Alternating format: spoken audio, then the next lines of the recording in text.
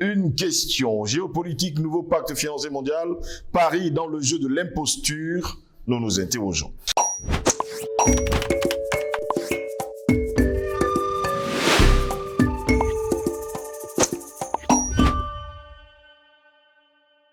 Mesdames, Messieurs, bonjour, très heureux de vous retrouver sur Panafricaniste TV. Bienvenue à toutes et à tous à cette autre édition de Parole aux panafricanistes.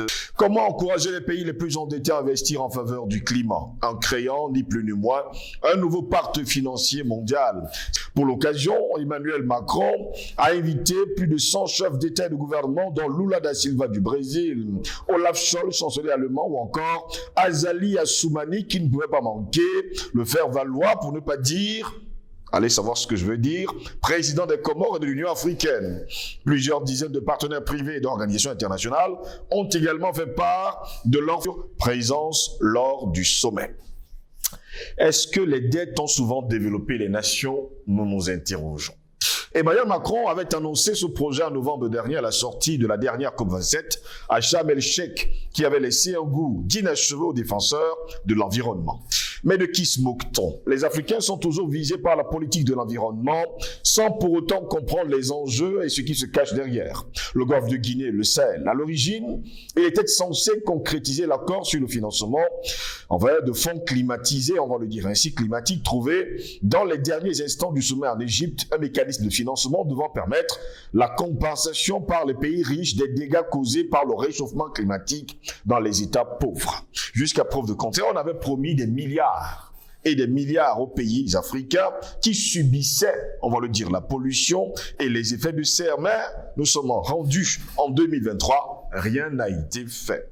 L'ambition actuelle se porte en tout cas plus largement sur une refonte des distances de la finance mondiale, le Fonds monétaire international, la Banque mondiale, afin de soutenir les pays surendettés et qui ne peuvent pas investir dans la transition verte de leurs activités. Mais c'est quoi une transition verte? Les autres ont détruit leurs forêts. Aujourd'hui, ils aimeraient demander justement aux pays africains de ne pas s'industrialiser et de garder leurs forêts vierges. Mais posons-nous encore la bonne question. Qui vient couper le bois sur le continent africain, si ce n'est encore les Occidentaux? Si le sommet est co-organisé avec l'Inde, qui préside le G20 jusqu'à la fin de novembre 2023, c'est le petit État insulaire de la Barbade qui occupera le rôle de porte-voix des pays du Sud. Ces régions sont en première ligne, nous dit-on, face aux conséquences du dérèglement climatique et à la montée des eaux qui pourrait atteindre plus d'1 mètre de plus d'ici 2100. La première ministre de l'île caribéenne, Mia Mottley, avait déjà évoqué l'initiative de Bridgetown lors de la COP27. Ce plan dénonce le taux d'emprunt important auquel les États en développement doivent souscrire, qui peuvent atteindre les 20% et qui empêchent, selon la dirigeante de la Barbade, d'investir les sommes nécessaires pour limiter le réchauffement climatique. Pour emprunter à des taux plus faible, elle propose ainsi une plus grande mobilisation des DTS. DTS, entendez, droits de tirage spéciaux, l'équivalent d'une réserve d'argent internationale gérée par le Fonds monétaire international. C'est en se servant justement de cette DTS qu'en 2021, l'organisation avait sorti le chéquier face aux conséquences du Covid et injecté 650 milliards de dollars dans l'économie mondiale. Allez savoir si jusqu'à preuve de contraire, ces chiffres sont exacts. Pour trouver les moyens de financement, plusieurs pistes sont étudiées. L'attention se concentre surtout sur la mesure de taxation des émissions de carbone du transport maritime. Les besoins sont tellement énormes qu'on a besoin de ressources nouvelles, a souligné une conseillère d'Emmanuel Macron portée depuis 10 ans par les îles Marshall et les îles Salomon. Cette nouvelle taxe sera donc discutée 2 semaines avant la réunion cruciale de l'Organisation maritime internationale. Pourquoi, jusqu'à preuve de contraire, la France s'intéresse également à cette organisation maritime internationale? Eh bien, parce que, jusqu'à preuve de contraire, elle fait partie des pays qui en détiennent, on va le dire, des kilomètres et des kilomètres. Les organisateurs de la conférence veulent aussi étendre les débats à la santé et à la pauvreté en bâtissant un nouveau contrat entre le Nord et le Sud, selon les mots de Catherine Colonna, ministre française des Affaires étrangères, le 6 janvier dernier, devant l'Agence française de développement.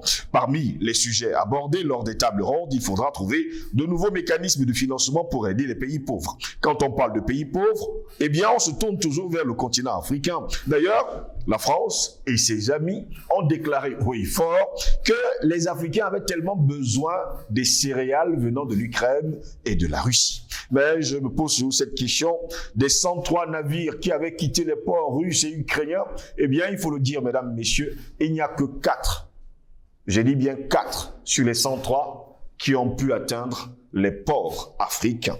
Allez savoir justement ce qui se cache. En tout cas, le Fonds monétaire international estimait par exemple, dans une note de septembre 2021, que les investisseurs privés peuvent apporter en Afrique un financement supplémentaire équivalent à 3% du PIB au projet de développement d'ici la fin de la décennie. Je repose encore cette question, est-ce que les prêts ont souvent apporté le développement? En tout cas, la question est la suivante, géopolitique, nouveau pacte financier mondial, Paris dans le jeu de l'imposture, telle est notre grande interrogation. Et pour répondre à nos questions, nous sommes avec Patient Parfum, membre politique de l'UPC, l'Union des populations du Cameroun. Cette UPC, fondée le 10 avril 1948, ici même à Douala, précisément en Ogbati, au restaurant La Sierra. Eh bien, on se rappelle justement des 12 disciples, c'est comme ça qu'on les avait surnommés. Patient Parfum, bonjour, bienvenue à vous. Bonjour Sylvio Salengos, bonjour à nos nombreux internautes, bonjour à nos techniciens et à toute la grande famille panafricaine ici sur notre mère Afrique, mais même ceux qui sont dans notre diaspora. Ils ont notre bonjour aujourd'hui. Nous sommes heureux de partager ce plateau avec eux, encore une fois de plus. Très heureux de nous avoir Patient Parfum. Donc, quand je parle de 12 disciples, ça vous a fait sourire un peu.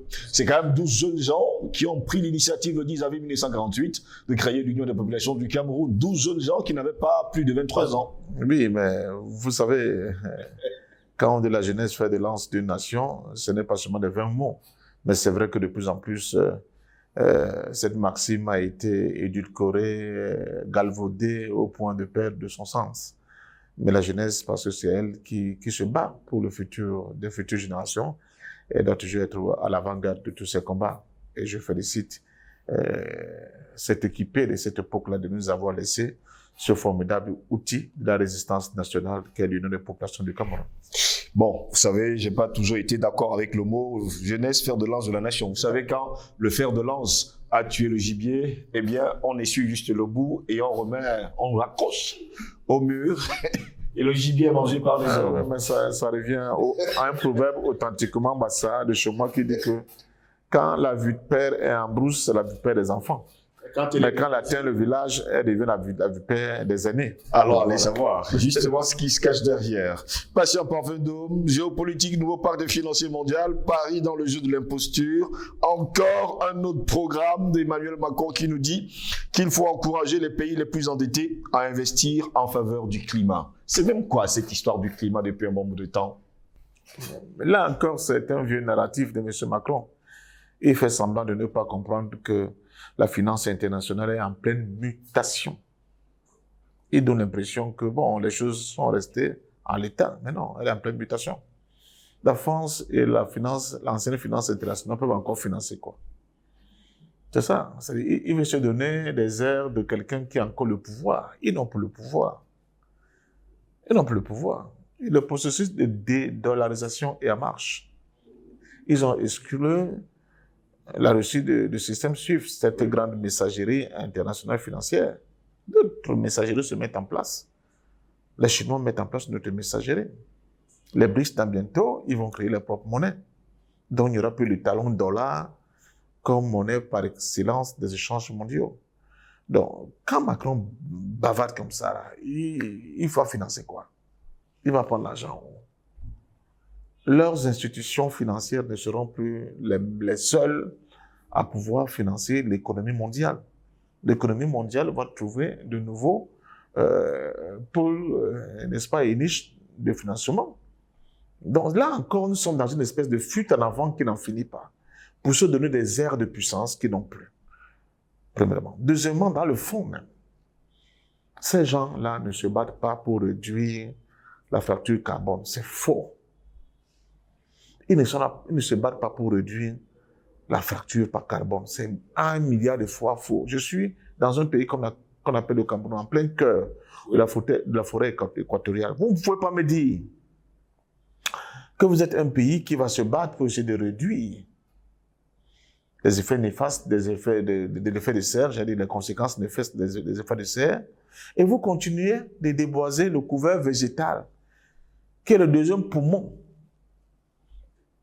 mondial de la forêt. Le grand bassin du Congo, là, dont nous aussi nous sommes dedans, allez voir la cadence avec laquelle on coupe les fûts de, n'est-ce pas, ces fûts de bois là, ces billes de bois. Ils sont transportés par les rivières, par les fleuves, par les grumiers et par les trains. Bon, Bolloré, il s'agrippe encore là, fortement. Allez voir la cadence. Et ça sort de tout part. Le déboisement de notre forêt a atteint des proportions hors normes. Mais là où le bas blesse encore, c'est encore plus scandaleux parce que quand tous ces billes arrivent au port de Douala, tous ces billes ne partent pas. Beaucoup pour eux sur place. Soit pour des questions de mafia locale, parce que les calibrages, les cubages n'ont pas été les bons, le bois, les essences ne sont pas ce qu'on espère, les clients à l'étranger ont été foués, etc., etc. En tout temps, c'est le couvert végétal qui prend un coup. Quelles sont les politiques de ces gens-là pour reboiser la forêt, n'est-ce pas, le bassin du Congo? C'est quoi? Au contraire, ils vont même loin. Malgré les tentatives des pays, le Gabon, le Congo, le Cameroun, ils disent, bon, il faut au moins qu'on essaie de procéder à cette transformation de ces bois localement. Ils refusent. Ils ont trouvé une autre parade. Ils font voyager les fûts de bois dans les conteneurs. Le bois rose. Pas seulement le bois rose, toutes les essences là, la plupart. Les Libanais qui sont là, ils savent de quoi je parle. Allez au port, voyez ce qu'ils font. Ils les mettent dans la conteneur pour que, bon, les prétendus ONG comme WWF ou bien le truc forestier, je ne sais pas quoi, de protection de la forêt, ne mettent pas les drones pour voir. Donc, ces conteneurs voyagent normalement dans des bateaux, comme de simples conteneurs, alors qu'ils contiennent du bois. Le bois non débité, hein, en grume, je dis bien. Vous voyez un conteneur qui porte à lui sur tout seul, ça veut dire que vous voyez, si vous enlevez l'aubier du bois, et vous savez le bois tout seul, vous demandez ce bois-ci pour qu'il puisse se constituer, là peut-être fait 1000 ans. C'est ça qu'il coupe. Pourtant, dans les cahiers des charges, il est prévu de reboiser, mais ça n'a jamais été fait. Le groupe Rougier, qui avait pignon sur au Cameroun, au Congo, ils sont où? C'est eux qui faisaient des séminaires pour expliquer aux gens qu'un bois vieillit, à un moment donné, il n'est plus important pour l'écosystème, il faut plutôt le détruire pour en replanter de nouvelles essences. Mais sauf que, Ngos, c'est un truc que même les scientifiques n'ont pas le courage de dire la vérité aux gens. C'est compliqué. Il y a des essences qui ne peuvent germer, par exemple, que dans le ventre de l'éléphant. Ils le savent. Quand vous les coupez, vous allez faire comment pour que repousse après? Il faut beaucoup de miracles, beaucoup de hasard pour que ce soit possible. C'est dans les déjections de ces éléphants-là que le noyau de cet arbre-là, j'oublie le nom, se fermente et peut maintenant commencer à repousser de nouveau. Il y a beaucoup de choses bizarres comme ça. Donc, ces gens-là ne veulent rien protéger. Donc, je vous ai dit, ils estiment plutôt que nous sommes dans un paradis là où on ne devait pas être. Ils rêvent, ces humanoïdes-là, d'aller vivre en Mars. Et pour cela, la Terre ne sera que la base d'approvisionnement en oxygène pour eux. Parce que, visiblement, il n'y a pas d'oxygène à Mars. Donc, qu'est-ce qu'il faut faire? Il faut éradiquer, j'appelle ça des coupes claires, une bonne partie de la population de l'Afrique. Dans tout le bavardage là, ce sont de fausses pistes. Le réchauffement climatique, le bilan carbone, les COP 21, COP 1000, COP 1 milliard, c'est du bas. C'est pour nous égarer et donner la possibilité qu'ils ont encore une puissance qui peut régenter le monde sur le plan financier, sur le plan économique. C'est faux. C'est pas vrai.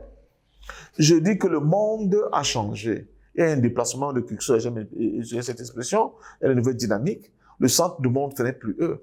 Les finances, les gens ne sont plus obligés de passer par le fonds, par la Banque mondiale et le FMI pour financer leurs économies. C'est faux. Il n'y a plus que les clubs de Paris, les clubs de Rome, hein, les clubs de Londres pour financer l'économie, les économies des pays en retard. Ce n'est pas vrai. Il y a de nouvelles. Il y a de nouvelles opportunités financières mondiales. Et de plus en plus, elles vont prendre de l'ampleur. On nous dit que les BRICS, ça est tout seul. C'est 33% de l'économie mondiale actuellement. Ils ont Plus de 33%. On parle de 47 à 49%. Les derniers chiffres que j'ai vus, bon, je vous dis que je n'aime pas beaucoup de statistiques. 47 à 49%. Vous voyez, parce que c'est faux, tout est faussé là. De faux calculs. L'Afrique, c'est 2% du commerce mondial. Ils sont passés de 1% à 2%. Vous croyez un truc pareil? Donc voilà. Voilà. Est-ce que ce n'est pas pour interdire justement les États africains de ne pas s'industrialiser aussi? Il y a une donnée que notre civilisation devra corriger, et même la science devra corriger. Il faut être demeuré pour penser, et c'est ça le problème des Occidentaux, que toutes les formes de modernisation de nos pays, de nos économies, de nos sociétés, devront être axées sur le modèle occidental. C'est un modèle dangereux. Très dangereux. C'est un modèle qui détruit notre planète pour satisfaire les besoins des happy few. Regarde même du point de vue agricole. Vous pouvez vous imaginer combien de tonnes de nourriture sont jetées chaque jour en Occident, alors qu'il y a des gens qui meurent de faim. Une surproduction inutile qui ne correspond pas à la demande, qui ne correspond pas aux besoins réels des populations. Et qui crée, et c'est ça qui crée, cette facture carbone. Parce qu'il faut l'électricité, il en faut, il faut des terres, il faut des engrais, il faut des tas de trucs, des champs qu'on met dans les serres. Il y a beaucoup qui produisent les éoliennes, les centrales thermiques, à charbon, machin ça. Parce qu'il faut produire l'électricité quand même pour entretenir cette économie agricole et de transformation des produits agricoles. Donc c'est eux le problème. Ils ont fait un mauvais choix économique. Ils ont été incapables de prévoir des modèles économiques qui conservent la nature, qui sont en accord avec la nature. Et maintenant, comme ils pensent dans leur vision obtuse des projections mondiales, ils disent que tout le monde, s'il veut devenir comme nous, il faut qu'il fasse exactement la même chose que nous. Or, si on va faire la même chose que... Et c'est là, je crois, le tendance dans la Chine aujourd'hui. Si on va faire exactement la même chose qu'eux, on va détruire complètement la planète. Actuellement, plus d'une centaine de pays est attendu justement les 20 au 20, je pense, le 20, 22 au 23 juin prochain du côté de Paris pour parler justement de ce problème, parmi lesquels on va parler quand même du président brésilien Lula da Silva, aujourd'hui Azali Assoumani qui représente également l'Union africaine, président des Comores. Est-ce qu'on peut dire aujourd'hui que les États africains n'ont pas compris et vont justement se rendre à ce sommet? Le vieux monde se meurt, le nouveau est lent à apparaître et c'est dans ce clair-obscur que surgissent des monstres. Nous sommes dans une période de latence. Oui. Où certains pays sont encore obligés de composer avec certains robinets financiers internationaux. Donc, quand des événements comme ceux-là sont programmés, comme l'ensemble, la construction, l'architecture de nos administrations et de nos économies avait pour finalité ce que vous entendez là, on est obligé, parce qu'il y a des programmes qui sont conçus, il y a des ministères qui fonctionnent, qui ne travaillent que dans ce cadre-là, d'y aller. Faire bonne figure, faire ce qu'ils appellent des plaidoyers, pour qu'on les écoute, pour qu'on ait pitié d'eux, on leur donne un peu d'argent, parce que c'est eux qui subissent. Bon. Mais tout le monde sait très bien que le nouveau monde qui va se créer sera obligé, par le biais de la science quantique, de créer de nouveaux mondes. Pourtant, on avait promis aux pays africains qui subissaient justement la pollution, les effets de serre, qu'ils auraient de l'argent. Mais aucun pays africain n'a jamais reçu un copec. Mais c'est une mafia. Comment vous ne comprenez pas? C'est une mafia, c'est le bavardage. Ces conférences et ces colloques les servent de faire valoir pour justifier et leur politique et de sortir un énorme d'argent qui pensionne sous le dos des populations. C'est une mafia. Ils n'ont aucune intention, n'est-ce pas, de s'attaquer vraiment à ce problème. La seule explication, c'est la cadence avec laquelle ils sont en train de la déforestation de nos forêts. Ça doit vous parler. Même là où on ne savait pas que les Grimés vont arriver comme chez nous là-bas en Guinée, vous avez vu, non? Ouais. C'est quoi alors? C'est quoi? Donc c'est ça, je pense que l'économie mondiale actuelle est calibrée sur de fausses bases. Il faut refonder l'économie mondiale totalement. Il faut la remettre là où elle n'aurait jamais dû quitter, c'est-à-dire à des économies qui ont pour fonction de subvenir aux besoins essentiels d'abord des populations de manière bien dimensionnée, sans qu'il y ait des folies, comme cette folie-là. Le tour de Titanic est dans l'eau là-bas depuis. On fait un petit sous-marin pour les gens pour aller se balader, pour voir seulement la carcasse du Titanic qui gît là-bas au fond de l'eau. Maintenant, on nous dit qu'ils sont perdus. On ne sait plus là où ils sont. Il faut maintenant déployer encore de l'argent et de l'énergie pour aller les chercher parce qu'apparemment, ils ont encore 48 heures d'oxygène. Vous voyez comment les gens, des dépenses somptuaires, au même moment, les gens meurent de famine. Les gens ne peuvent pas se soigner. Il y a des coins où il n'y a pas d'eau à boire. Le monde voit ça. Et c'est là où vous pensez que ces gens seront solidaires de votre avenir. Au contraire, non. Ils souhaitent que ce soit le désert total. Parlant de mafia, pour sortir de cette édition de Parole panafricaniste, patient parfum d'eau, vous vous rappelez de cette affaire du côté du Gabon, précisément au port d'Owendo, 353 conteneurs contenant du bois illégal saisis lors d'une opération conjointe et surtout par la douane nationale et internationale ont mystérieusement disparu d'un port. 353 conteneurs, vous vous rappelez de cette histoire qui datait de mai 2019. Merci, si je me souviens de ça, on a fait des débats là-dessus. Oui. Vous vous souvenez? Voilà donc la réalité. Mais pour que cette réalité crève encore les yeux, je vous rappelle qu'au Gabon, oui, le ministre en charge des forêts, c'est un Écossais, un certain Lee White. Bon, vous attendez à quoi? On dit que c'est une mafia. Ce bol n'avait pas disparu. Il avait pris la direction qu'il fallait qu'elle prenne. Une nuit? Oui. Une seule nuit? Ouais. Ce bol n'avait pas disparu, Steve Selangos. C'est ça les bandits. C'est du banditisme international. J'insiste, 350. C'est des gangsters internationaux. Et ils se donnent bonne conscience en organisant des faux trucs comme ça. Et nos petits fonctionnaires courent. Il faut qu'ils fassent partie de la délégation, il me faut un billet d'avion. J'ai aussi à Paris, à Copenhague, à Singapour, je ne sais pas où. Et comme ça. C'est tout. C'est tout. Il n'y a rien de concret en termes de volonté réelle de lutte. Il n'y a pas.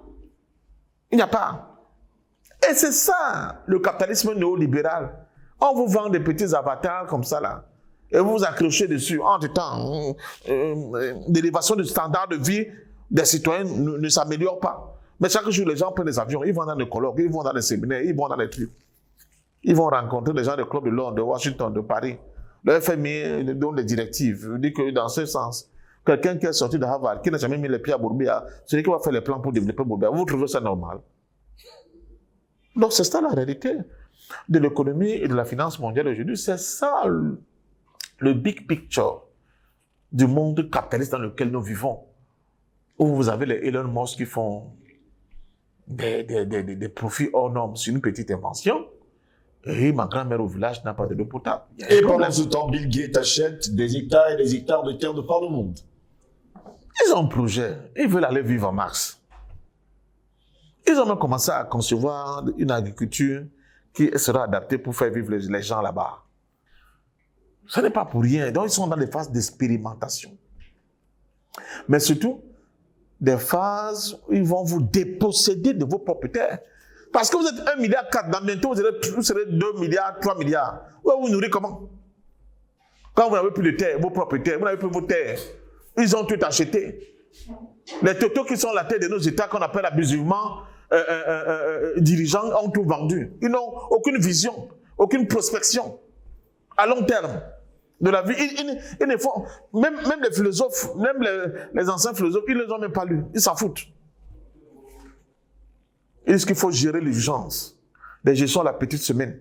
Nous avons des crises de trésorerie. Il nous faut l'argent. Donc on vend tout. On vend la terre. Quels sont les pays dits développés? Est-ce que la Chine, tu peux acheter la terre en Chine? Pas du tout. Tu peux acheter la terre en Russie? Tu peux acheter la terre aux États-Unis? Qui va te vendre ça? Mais en Afrique, Ils ont le loisir. Bill Gates vient, il achète des terres, fait ses expérimentations. On vous dit que parce que les riches, il a l'argent. La terre, on ne vend pas la terre. J'espère seulement qu'ils ont compris. Merci à vous, Patient Parfait, d'avoir été des nôtres. C'est moi qui vous dis merci. C'est un sujet que j'ai abordé comme ça, parce que c'est les formes, les types de thématiques qui devaient être le b.a.-ba de l'intelligence de tout Africain. Mais quand on revient encore avec les mêmes méthodes, c'est comme si tu n'as jamais compris que les tricats, take this one, take this job, c'est de la fumisterie. Si 1000 ans après, tu reviens encore jouer à ce jeu-là, ça veut dire que tu n'as rien compris. Parce que le noir perd. Le rouge gagne, le noir perd. Parce qu'on dit qu'en forêt, quand tu t'es perdu en forêt, et tu te retrouves autour du même arbre 2 fois, ça veut dire que tu es effectivement perdu. Et on vous a compris parfaitement. Mesdames, messieurs, merci de nous avoir suivis. Au plaisir de vous retrouver très prochainement. Nous vous souhaitons de passer une agréable journée.